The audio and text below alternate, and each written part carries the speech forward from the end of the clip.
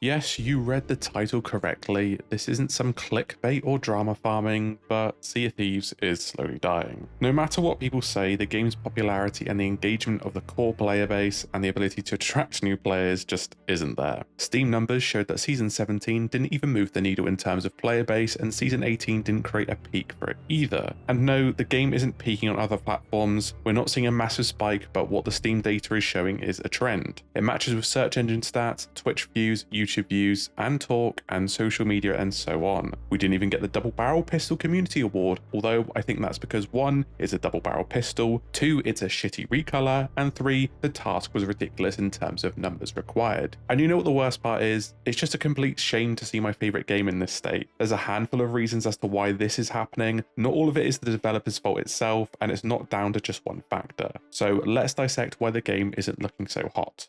Sea of Thieves has, for a very long time, had a very bad progression system. I think it's always been bad, but has been underwhelming for several different reasons as it's changed over the years. If we look at day one, it was a hell of a grind and took ages to do anything, took ages to earn anything, and Pirate Legend took most people months to years to make. Took me a whole year doing it mostly solo. Now you can get it in a day if you really know what you're doing. This was all done to hide what little there was in terms of earnable items and how underwhelming Pirate Legend was at the beginning. It still is a bit underwhelming, but that's a different point. As time has passed, new progression systems have been added which have made the game a confusing mess. You have 3 currencies: gold, doubloons and ancient coins, the normal, the special, and paid currency. But only the last one has any meaning at this point. We have several trading companies that all level up independently, a guild which is leveled up independently, 2 PvP factions which are leveled up in a separate mode that is part of adventure but also not. We've got milestones and a season pass. Oh, and you have a bunch of commendations for each. This is completely overwhelming for any new player jumping in and is a pain to navigate. I think you can have too much of a good thing in this instance. Milestones are even split into progression for your pirate and your ship, whilst not carrying over any progression from before, which frustrated returning players and created an unnecessary point of progress for new players. The worst part of Sea of Thieves, and arguably its best, is that everyone starts on the same footing. This means that new players don't get stomped by those with amazing equipment, they just get stomped by the massive skill difference instead. The other issue with this is that, unless you add regular cosmetics to get people invested in your game, people will not be playing it long term. At this point, you can expect some decent stuff spread out over a season, a bare bones season pass which hasn't been improved in years and still doesn't have enough rewards to justify its 100 tiers, and terrible offerings in the regular store for years at this point. As of the most recent update, we are still having sets of drip-fed cosmetics over 2 years ago and are about to be on our 7th version of the Resolute ship cosmetics. Meanwhile, if you go to the Pirate Emporium, that thing has been stacked every month without missing a beat. Before anyone says the line, free updates optional, blah blah blah, I'm over it at this point. I'm pissed off, can you tell? The most offensive thing is clearly bleeding into the main progression of the game at this point. This is a paid game, by the way, and has now been moved to the new Game Pass tier, which just got a price hike. But also the updates seem to get worse and worse, all the while they're stuffing the Emporium with bluff. This is deliberately done to coax people into the Emporium, as why would you make a purchase if you could just play for some cool pirate items? For me, it works the other way because my time is not being valued and it's clearly a manipulation tactic. And as someone who's a content creator, I will actively speak out against this, even though I'm a partner of the game. Probably going to lose my partnership, but hey ho. It's fine and necessary to keep the lights on. All the developers need to do is make the stuff that you can earn really good. Case in point with the Dark Brethren ship set in the last update in Season 17, this was such a good reward with a decent time commitment. We also have some good stuff coming towards the end of Season 18, which will be good, but at the start, earnable items are just uninspired. The next issue comes from the time sink required and the weighting of the rewards. And the game has examples of both extremes. For instance, the distinctions added in Season 11 added a new way for your numbers to go up, but all the good rewards are earned in the first 100 levels, then after that it's just rings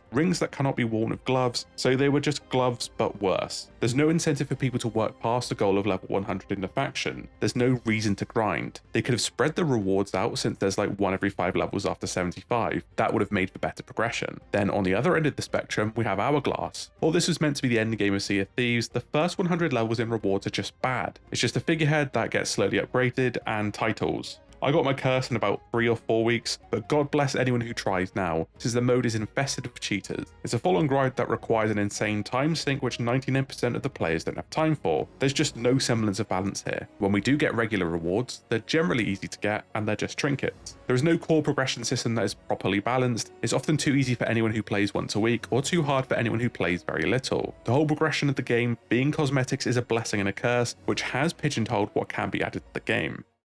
Sea of Thieves has some amazing updates through the years and some truly awful ones. When I say awful, they're of generally good quality, but they just don't fit the game, and too many resources have been spent on these updates which really don't land. Part of this is chasing things and making updates that detract from what Sea of Thieves is in order to get more people to download the game. This will only take you so far, as we're seeing now. Anyone who's already tried Sea of Thieves has tried it, the people who want to play it are playing it, the people who don't like it are not coming back, no matter how many updates you release. Safer Seas is a great example of this. This game was always designed to be a shared world sandbox adventure, but several loud voices screeched and asked for it not to be. Sea of Thieves PvE is not nearly deep enough to warrant a separate game mode, and case in point again, releasing Safer Seas has done nothing to retain those players. Why? Because the progression in Safer Seas is boring, it's limited and it's a muted experience. Now remove those restrictions, all those people asking for what they want will soon get bored when they realise how simple the game is otherwise. And there's not enough social sandbox tools to make the game a bit like custom games from Halo. Well, that might change when custom servers eventually do come out. Then Safer Seas would be a different story. Guilds is another update that I can point to that wasn't worth the wait. Keep in mind it was nearly a year late and it just wasn't worth the massive resources it required. It ended up being just another faction you can level up and was built off the captaincy progression that wasn't all that popular anyway. It's great for a bit of roleplay or getting crews together with friends, but you can't progress your guild in the way you want, despite the logos and mottos insinuating you could be aligned to different factions. It's just another tick box exercise. The biggest offender of this is Season 11 bringing out the diving. If Safer Seas removed the thieves, then Season 11 removed the sea, so we've just got Ov left. Diving has done irreparable damage to this game for all players. It's great being able to step into whatever content you want, but the cost of removing basically all the treasure on the seas. Taking away that commitment is great for enticing people to download your game, get sunk and uninstall, while at the same time undermining the organic design of the original game. Raids harm this even more, where anyone can pop up and change the world event on a server, not only removing one you may want, but replacing it with an inferior version of loot that was tailored to them. This couldn't be more apparent than the Reaper Forts, where there was a good chance you'd end up with a shitty Athena loot, or have an organic Reaper Fort disappear because someone wanted to do a raid. They even removed the ability to dive to other people's raids in Insider because people complained about it. This would have been an excellent feature, especially if it was optional. It turned the game into an overly optimized loot gathering simulator where you can just optimize the shit out of your session with no room for organic encounters. To put it into perspective, there are no viral clips of this game where someone travels from A to B collecting chests. They all involve running into another player, whether those interactions are positive or negative, but because a loud minority who don't like Sea of Thieves complain the loudest, things like this get added. But we shouldn't be gutting the game for the sake of a small spike in players. If diving got removed tomorrow, the game would be no worse off without it, and you can see the amount of people that complain about it now and realize how much of a mistake it is. We can look at other examples of updates that missed the mark. Season 16 failed to build off Season 13 despite being a Reaper update. While the Reapers did need some sort of update, we essentially got one voyage split into two and a week mid-season. I did want features split up, but Season 16 did not have the level of content to split it up into three, and it's clear that both the voyages were meant to be part of a big one. The cosmetics were okay, but the story was non-existent, more on that later. Without dissecting every single update and categorizing, the game really has an issue with momentum, where a single underwhelming season can change the trajectory of the game. Same with when we get a good couple of seasons in a row. In a time where every game is competing for each other for players, any slip will cause players to go elsewhere. We see this happening with Arc Raiders poaching players from COD, Battlefield, and so on. It doesn't even need to be a live service game. If I'm not enjoying Sea of Thieves, I'll play Elden Ring Night Rain, I'll go play Legend of Zelda, Pokemon, whatever. In modern gaming, it's critical for updates to land and carry on the momentum. To Sea of Thieves' credit, the new season system does have a good direction with the game, being like an ongoing live service. We're back to focusing on the story, and the story seems linear rather than hopping around different aspects of the lore. We constantly had stuff going on in the background that is exciting, such as the end of Adventures teasing the cure for the Skeleton Curse, only then to pivot to Monkey Island. Other examples include having Flameheart come back, then moving on to a season about crouching, then the Hunter's Call, and then back to Reapers, but nothing really to do with the Burning Blade. I get the team wants to work on different things, but that can be the detriment of the health of the game. There seems to be a middle ground here with the new seasons. We'll see how the story unfolds, but it is slightly better. This brings us to the next point.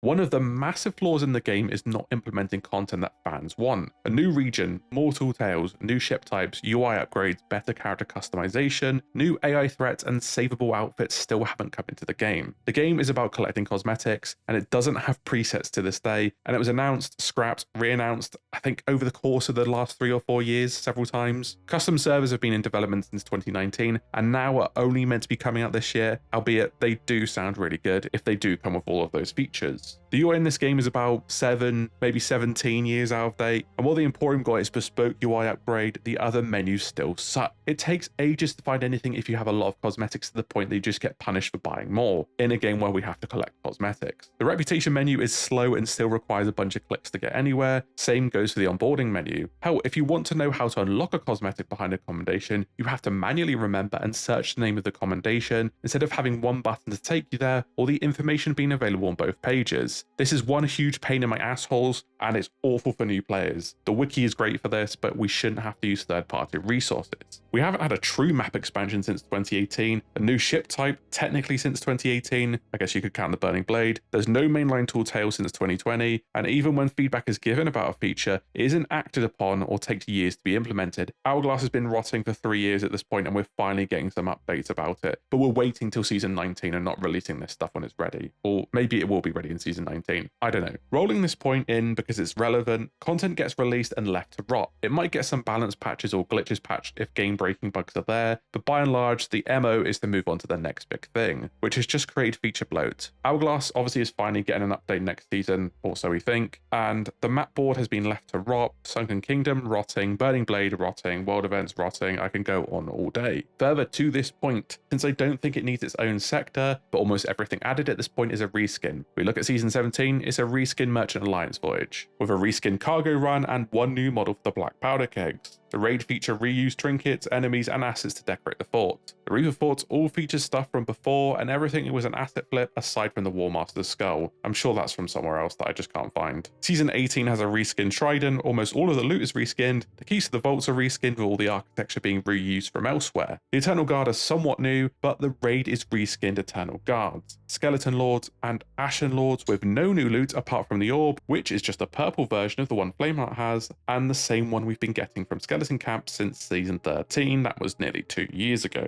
Spoilers for season 19, click ahead if you do want to be surprised. In 1, 2, 3, even the loot item from the new voyage in Act 1 is another reskinned orb. This will be the third time we've had to collect orbs. I get the resources are tight and the game likely has a shoestring budget, but the presentation leaves a lot to be desired. It's fine here and there and things look visually good, but everything just looks the same. It kind of ruins the illusion this is meant to be new. Case in point with the season 15's Meg, they look different and feel different and they feel like their own distinct thing. Same with the boars or the spears. A purple trident does not. It's efficient, but the game shouldn't be 90% reused assets. I fell in love with the Sea of Thieves story when I read tales from the Sea of Thieves, and even more so when the live service ramped up with Cursed Sails. This then further increased with the Shores of Gold tall tales and the accompanying novel Athena's Fortune. The lore in Sea of Thieves was really good. The world was unique and had just enough uniqueness to stand out from other pirate fiction. This then increased even further when Rare introduced the next arc with Seabound Soul, which began the return of the game's major antagonist, Captain Flameheart. But this return would take around 4 years to come to fruition. Why? Well, the story was mainly put on hold in 2020 to prepare for the release of A Pirate's Life in June 2021. This was a massive hype moment for the game and did have bearing on the lore overall, but it put the brakes on the actual exciting story. Keep in mind the story was heavily woven into the monthly updates with the voyages and world events, not just tall tales. Then fans would have to wait until February 2022 for this to pick it up, with almost a year's break killing that momentum. Adventures managed to stretch Flameheart's return into a further 9 months, with his supposed comeback arriving as a result of Return of the Damned, after the community decisively voted for him to return because we were sick of fucking waiting. Where was he then? Well, he stayed in the coffin for a further 21 months while we had a little detour through Monkey Island, and when he did come back, we got no answers to several plot threads from the adventures, and he didn't really do anything. Season 13 and 16 amounted to searching for ancient secrets, and then searching for ancient secrets off the back of the first few ancient secrets. To the point we're still kind of doing it now. We have no idea what he's fucking doing. Hell, we still haven't had a proper payoff for the last Briggsy adventure from January 2023. This is still unfolding now. Mind you, this was after certain things got scrapped, like Briggsy being held hostage by the Dark Brethren. They admitted they had to rush and cut certain things out to align with their schedule to bring Flameheart back, who, by the way, was meant to be back in 2023, not the latter half of 2024. It's just been a mess and only just recovering now at the end of season 17. I'm cautiously optimistic about the story, but it's clear the endgame is being rushed, with the Captain and the Grand Maritime Union likely coming after season 19.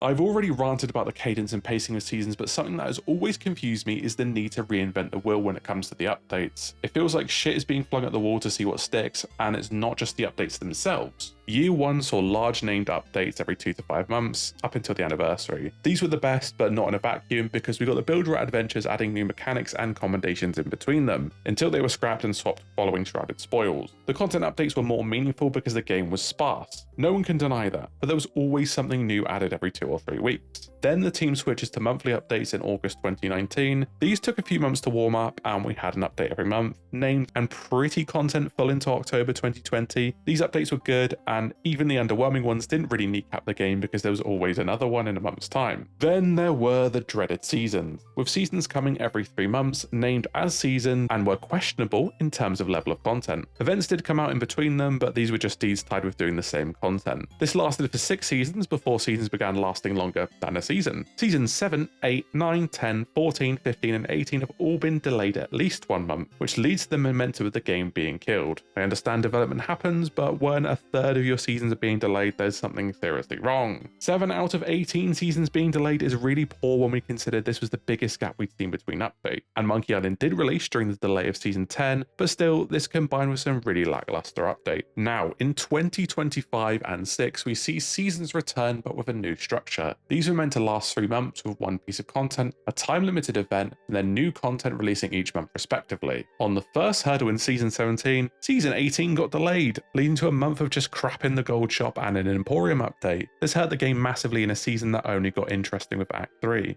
The worst offender so far is the commitment to time-limited events. Adventures were scrapped because people didn't like their FOMO nature, and now parts of the story are impossible to experience. So what did the team do with this feedback? They make a third of the content time-limited. The heist on Royal Crest Fortress was underwhelming, putting that nicely. You had to play it for some gold and a trinket or 2, and that was that for the month. It died quicker than Arthur Morgan with tuberculosis. After this feedback, the team decided to do it again in Season 18 with the raid on Molten Sands Fortress. It's a very similar gameplay loop. Then, after everyone is complaining on the forums and social media comments, they go and announce, spoiler by the way for Season 19, pause if you don't want to be spoiled, that last ship standing for Hourglass will be time limited. As you can imagine, everyone is unhappy with this, and they've decided to double down. The actual interesting content that has some effort put into it, and something people have been asking for, is now going to be in a rotation of these time-limited events with the reskin stuff that's already just another asset flip. I don't think everything needs to be time-limited, and hell, if Last Ship Standing is really popular, the team should just make it the Hourglass mode. Since apparently bringing back Arena will save the game, it won't by the way while I'm here, no one played it and it was left to fester for several years. The doubloon fiasco is another case of them embracing this. They're getting rid of a currency after leaving it to rot, make it into another FOMO mechanic. You can now log in to do boring smuggler's voyages to earn doubloons to buy cosmetic you missed out on. Cosmetics, by the way, that were somewhat difficult to earn and were time limited. And then the team needs to hit a panic button to get people to play. Why did they not just release a Dark Adventure-esque ship that all players can grind towards? Furthermore, if the first set is the Bone Crusher set, I still have no reason to log on. The currency is still useless to me. There will be new cosmetics allegedly, but looking at the previous quality of the cosmetics that have been coming out for this game, they will probably be shit as well. Overall, there is a lot to look forward to with Sea of Thieves in terms of teased features like the Kraken and Last Ship Standing, and we've got the Captain and the GMU coming out, but we're very much in the pit of content right now, and it feels like interest in the game is just dying out slowly due to persistent disappointment